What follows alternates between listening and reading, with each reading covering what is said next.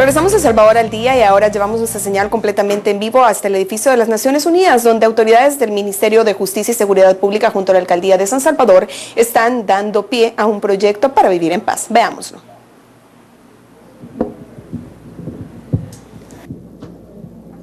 Los organismos internacionales tienen la capacidad de impulsar proyectos.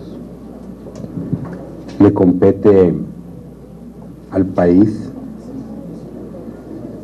construir procesos. Este es un programa diseñado, planeado, con el objetivo de construir un tejido social que ha estado roto en las comunidades,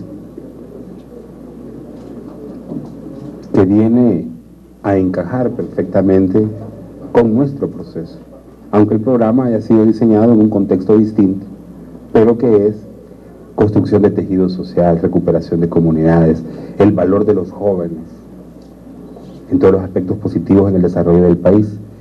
En este momento que está viviendo El Salvador, encaja perfectamente con nuestra estrategia, ¿verdad?, desde el ámbito de la prevención, en el ánimo de construir municipios libres de violencia. Por eso nos compete a nosotros seguir con todo este trabajo como país, para que de proyecto pasemos a un proceso de pacificación de El Salvador. Muy buenos días. Quisiera preguntar a Miguel Pereira, ¿cuál es el balance que ustedes hacen hasta el momento ya en este inicio de la tercera fase, de los resultados que han dado en la primera y la segunda? Ahora, ¿cuál es el balance que ustedes hacen acerca de este programa?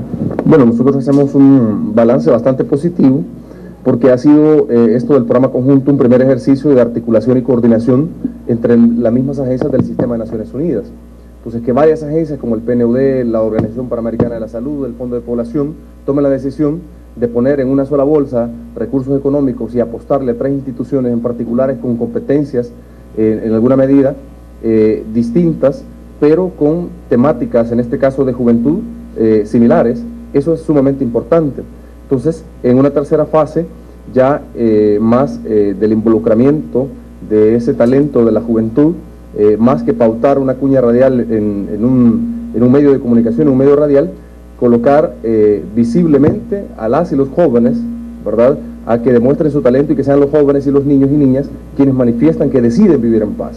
Eso es lo simbólico y lo importante, y que eso es lo que estaríamos viendo el día domingo, ¿verdad?, en el Parque Cuscatlán, cuando sean los niños y las niñas, los adultos y los adultos mayores, quienes digan yo particularmente, porque al final es una decisión muy, pero muy subjetiva, la misma frase lo dice. Entonces eso es lo más importante ahora, que sean los ciudadanos y ciudadanas quienes dicen yo decido vivir en paz.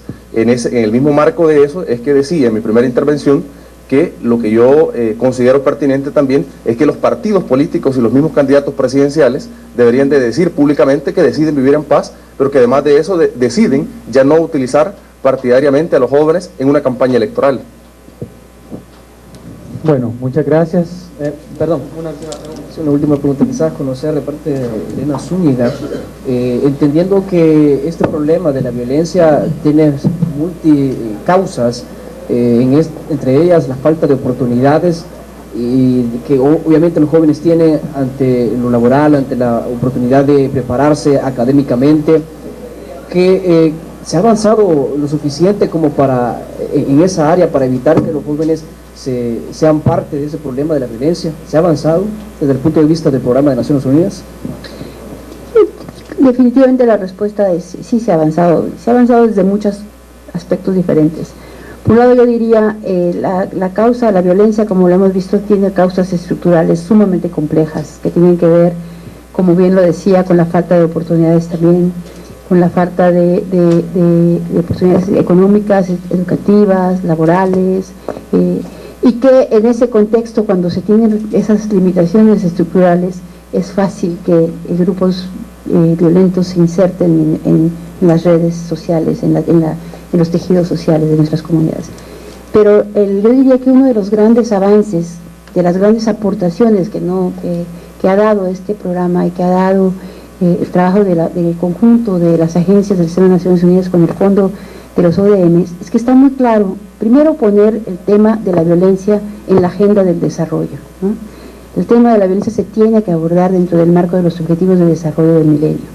Es un factor que va a incidir de muchas maneras en el logro o no de diferentes objetivos de desarrollo del milenio. Y esto se ha puesto en las agendas de las instituciones del sector público, no solamente a raíz, digamos, de la iniciativa del sistema, sino que el sistema de Naciones Unidas recoge estas necesidades y esta percepción del Estado salvadoreño y lo logra plasmar en la cooperación con la cooperación española, y se impulsan esas actividades. Segundo, y yo creo que ese es un aporte particularmente de este eje del proyecto que tiene que ver con participación juvenil, es de reconocer que las comunidades y que sobre todo la juventud no son el problema, sino están involucrados son resultado, digamos, de estas situaciones determinantes que los colocan en una situación de vulnerabilidad y muchas veces sujetos de ser parte del problema, pero son esencialmente parte de la solución, ¿no? Son esencialmente quienes en donde tendríamos que apostar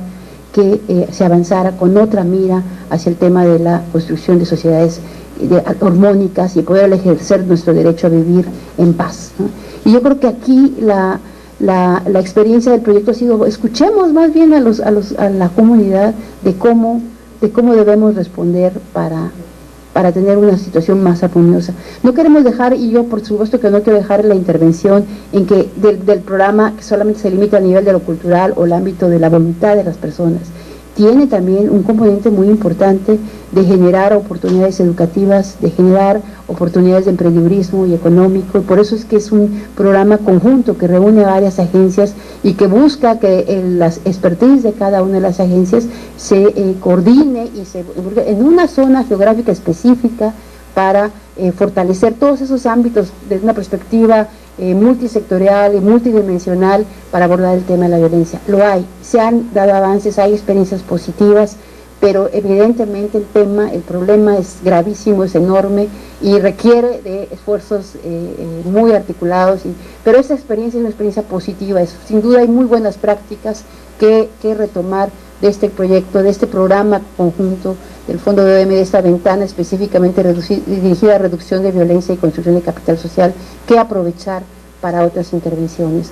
Pero sin duda el problema lo seguimos sintiendo, lo seguimos percibiendo como sociedades y pues es mucho el camino que hay que recorrer. Bueno, muchas gracias. Si no hubiese ninguna otra intervención de los amigos de la prensa, quisiera pedirle al licenciado Sestoni solo si nos reitera la invitación para el festival de este fin de semana y todo el operativo que va a haber, para que también nuestros amigos sepan que hay todo un operativo de seguridad que se está montando también para que podamos vivir y disfrutar en paz también ese festival. Bueno, sí, muchas gracias. Sí, efectivamente, el domingo, como dijimos, estará el festival pues ahí en el Parque Cucatlán.